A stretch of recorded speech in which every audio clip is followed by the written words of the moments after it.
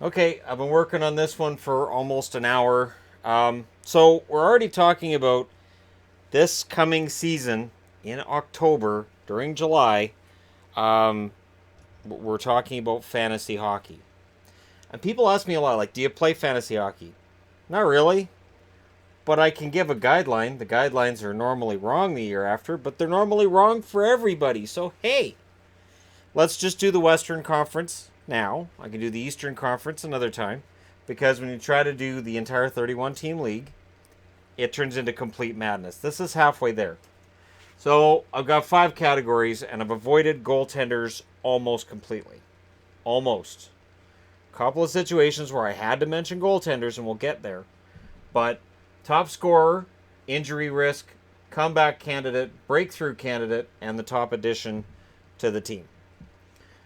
Anaheim, top scorer is Rickard Rakell. Rakell is absolutely worthy of those 69 points and should get more next year.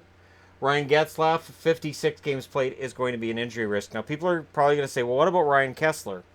Kessler may not play at all this coming season. So I'm not going to put Kessler up there because it's likely nobody's touching him in fantasy hockey anyways because he may very well not play at all. Comeback candidate, I put Perry with a question mark because we've been waiting for him to come back for a while. He had 17 goals this past season. Got to figure it out. You're getting paid a lot of money. I'm surprised Getzlaf isn't on him a lot about how much money he's making.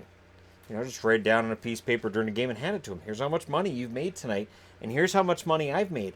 And I've done this, and what have you done? Just curious, and you put a little happy face on there so he knows you're not insulting him, but you're asking, what exactly did you do tonight? Because I'd kind of like to know. Andre Cachet is the breakthrough candidate for me. 20 goals, 38 points. I've softened my hatred for the Anaheim Ducks in large part due to Raquel, Cachet, and their young players. They are absolutely fantastic. Top addition so far has been Brian Gibbons. Gibbons had an excellent season for New Jersey at the start. Fell off a bit in the second half, but he's a good bottom six forward, and I think it adds something to Anaheim that they need because Patrick Eaves may never come back and play again. So without Eaves, they need that offensive depth. Arizona, Clayton Keller's leading scorer at 65 points. He probably moves up.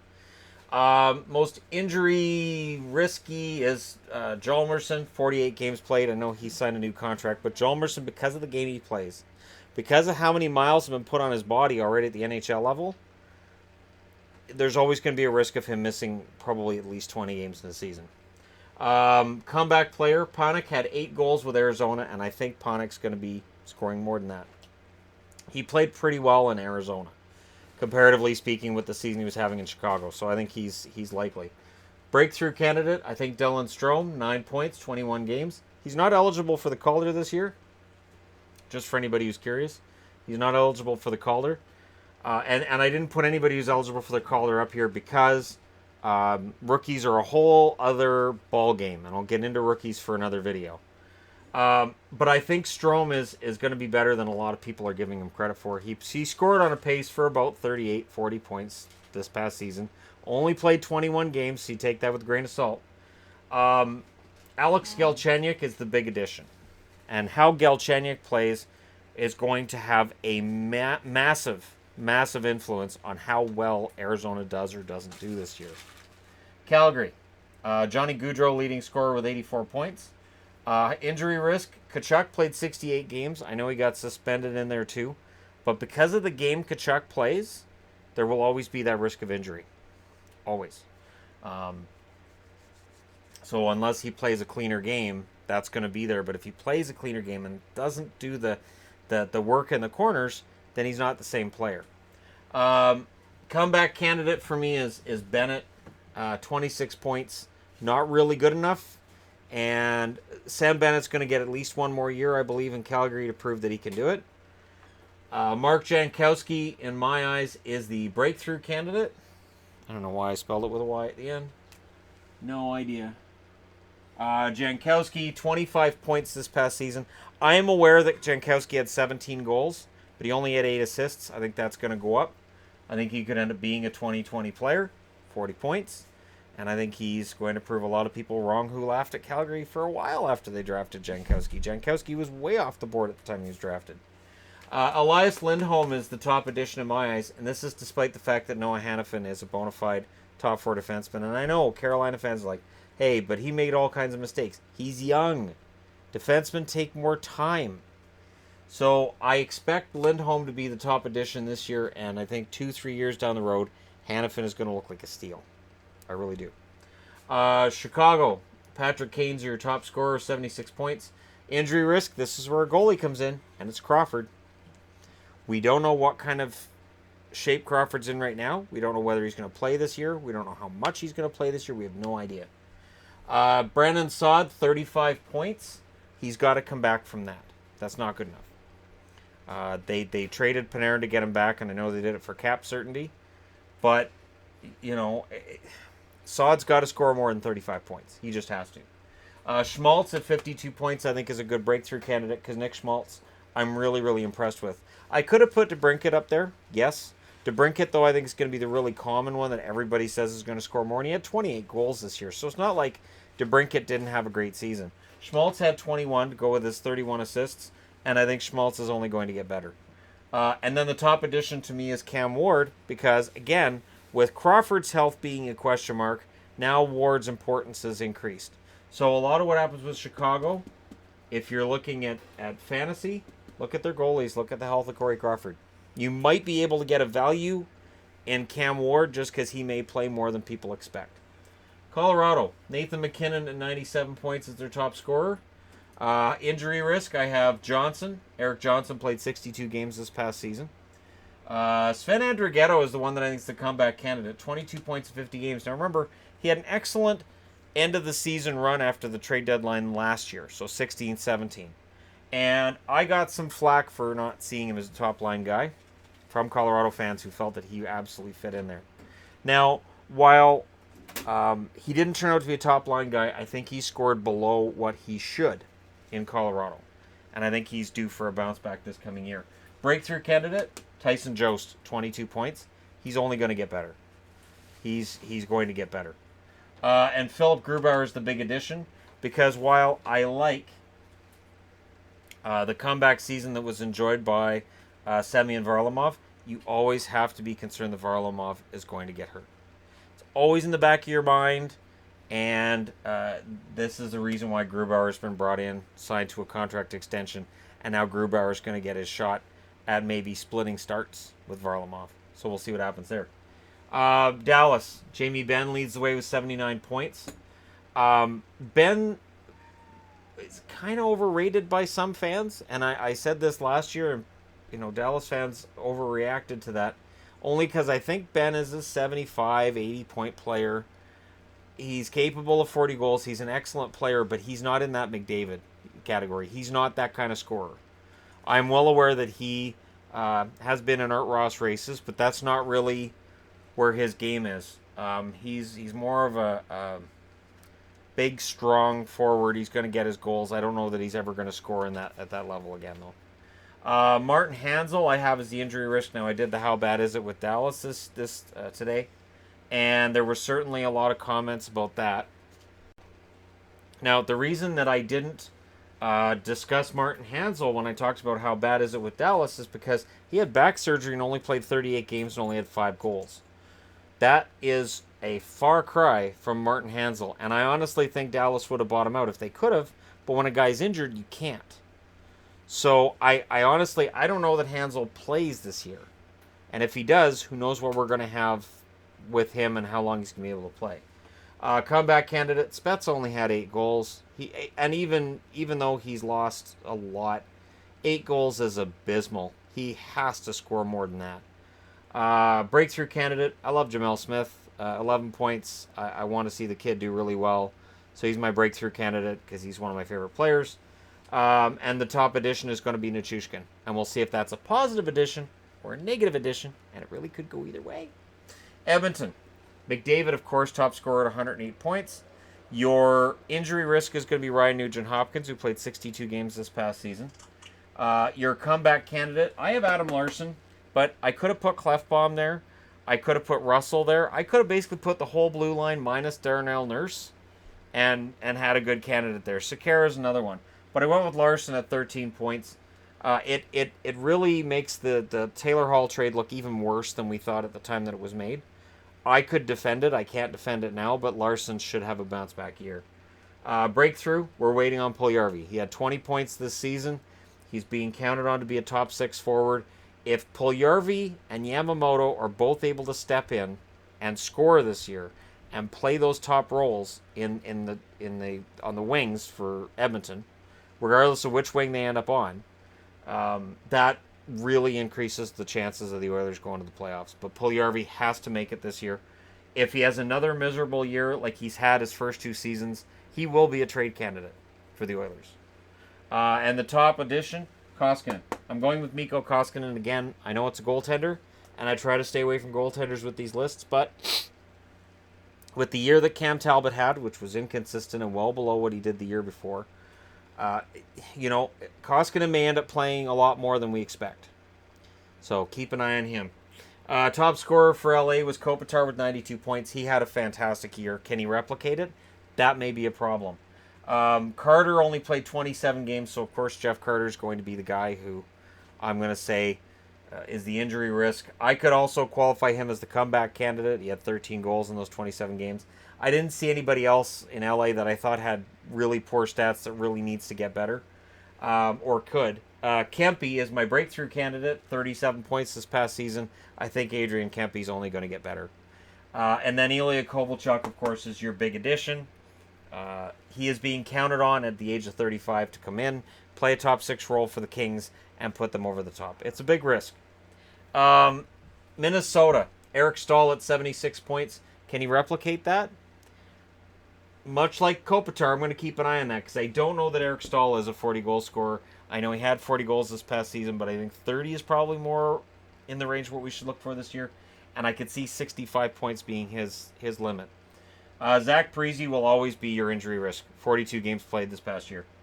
Charlie Coyle with 11 goals. He's my comeback candidate. He's better than 11 goals. I like Coyle. I know there's people who don't, but I do.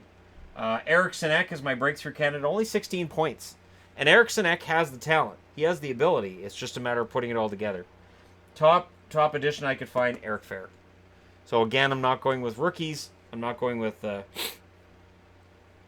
guys coming in from Europe. I'm going with players who've been brought in as free agents, and Eric Fehr is as big a name as I could find. Nashville. Forsberg led the way with 64 points, which is low.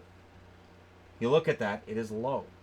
You look across the whole Western Conference, Forsberg is the top point producer. The only team they beat is Vancouver in that category. Now, Forsberg was injured a lot, which means that I could have made him the injury risk, but I didn't because I went with Ellis, who only played 44 games this past season. Turris is my bounce-back candidate because he had 13 goals with Nashville. 13. This is a guy who can score 30. And Kevin Fiala is my breakthrough candidate with 48 points. I think he can hit 60. I do. And for top addition, Ilya Tolvanen. I know he's a rookie, so that breaks one of my rules for this too. He played a few games at the end of the year. He didn't see a lot of action. He is very likely to be on the roster this year. That's as close as I could come to an addition. They're clearly not going to go to the cap. They may be looking a year out and saying we got to re-sign Ryan Ellis, which is smart. You don't want to bring in some guys for $2-3 million each and then end up not having the money next year to bring back one of your top defensemen. St. Louis, Braden Shen, 70 points. Career year? Very, very likely that's a career year. So it's highly likely that those points get scaled back unless that line can be gangbusters again. Bouwmeester at 35 games played is your fragile injury risk. Tarasenko with 33 goals is my comeback candidate. 33 goals. And I think everybody can agree who watched him this year, Tank should be a 40-goal scorer minimum. So I think Tarasenko can have that bounce back. And I'm waiting on Barbashev. 7 goals in 53 games. I think he had 13 points. He's going to be better than that. He has to be. Doesn't he? Kind of, sort of, maybe? Does he? Let me know what you think. And biggest name is Ryan O'Reilly, but of course St. Louis has added a lot of names. And those names are going to eat in the ice time of Braden Shen, which is going to drag his total down a little bit. Only because he shouldn't be on the ice as much as he was this last season. San Jose is interesting, and I break one of my rules here where I use the same name twice, which I tried really hard not to do, and then I ended up doing it here and here. And I apologize because, it just bothers me.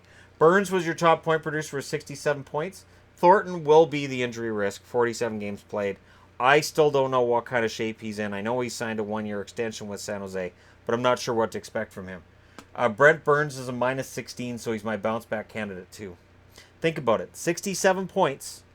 He scored almost a point a game, and yet because of that minus 16 and because of people complaining about his defense, he is my comeback candidate. My breakthrough candidate is Kevin LeBanc. Love the guy. 11 goals, and I think he's been fantastic. Top addition, really hasn't been any, but San Jose's in that interesting position where, again, much like Nashville, you don't want to add some guys and end up in some cap trouble later. So there's no point in adding people just to say you've added somebody. Doug Wilson's not that kind of GM, and I respect that. Vancouver. Brock Besser led the way with 55 points. He was tied with Daniel Sedin. Sedin's retired, so there's no point in me putting him on the board. Brock Besser is also, I think, the injury candidate. 62 games played. He has really bad luck out there. I could have gone with Berchi, and I could have gone with Horvat. Berchi, Horvat, Besser all missed significant amounts of time with injury. I could have gone with half their blue line. I could have gone with Tanev. The Canucks are absolutely decimated with injuries every year. So when people talk about, the Canucks suck, yes, I agree the team's not good enough for the playoffs, but when Jim Benning says that injuries had a large effect on their results, he's not really completely wrong on that. Do I think that a healthy Canucks team last year would have got to the playoffs? No, I'm not delusional, but they would have been closer. And I think they would have been probably a 500 team. I think 82 points could have been done. They ended up with, I think it was 73 this year. So I think if everybody had been healthy all year, I think 82 points could have been possible. But anyways, Gagne's my comeback candidate, 10 goals. I'm not saying he's going to score 20. I'm not saying he's going to be what he was in Columbus not this past season, but the year before. I'm still in the process of getting used to saying that the hockey we just finished a month ago was last season. We're getting ready for next season. So I'm trying to think okay, well, it wasn't technically 2 years ago, but it kind of was. Anyways, Gagne's the guy that I think is going to make some kind of hay. He'll come back somehow. He may end up being a trade bait candidate, even if he does.